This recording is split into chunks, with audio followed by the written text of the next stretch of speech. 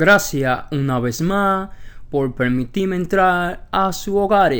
Estas son las informaciones del momento. El Congreso no aprobará nueva ayuda económica ante las elecciones. Los republicanos del Senado bloquean votación aunque haya un acuerdo entre la presidenta de la Cámara de Representantes, Nancy Pelosi, y el gobierno del presidente Donald Trump. El Congreso no aprobará un nuevo paquete de ayuda económica debido a que el Senado suspendió sesiones hasta el 9 de noviembre. Si este martes, en una nueva reunión con el secretario de Tesoro Steve Mnuchin, la demócrata Pelosi lograra conciliar la diferencia sobre el proyecto de ley que incluirá los $1,200 por persona, es posible que se impulse su votación en la Cámara de Representantes. Paso insuficiente para evitar la ley que sea firmada por el presidente Donald Trump.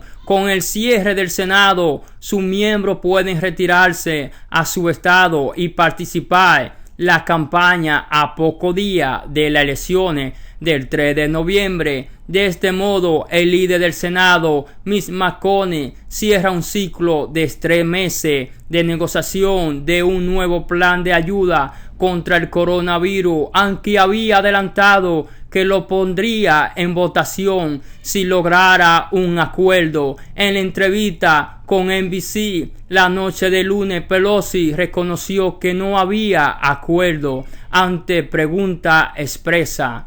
Estoy viendo esto, no hay ningún acuerdo, dijo el presidente. Ella respondió, exactamente, correcto, exactamente. Los demócratas y la administración Trump se entramparon en un acuerdo sobre el plan de detención del coronavirus y rastreo de casos, así como los fondos para gobiernos estatales y locales. El plan de Pelosi de $2.2 billones había logrado reducción hasta los $2 billones con apoyo a empresas y pequeños negocios, pero incluso ese proyecto había sido rechazado por varios republicanos, incluido Mitch McConnell. Te invito a suscribirte a nuestro canal de YouTube, activar la campana de notificaciones, darle me gusta, comentar abajo. Bendiciones en abundancia, que reine la paz y el amor para todos.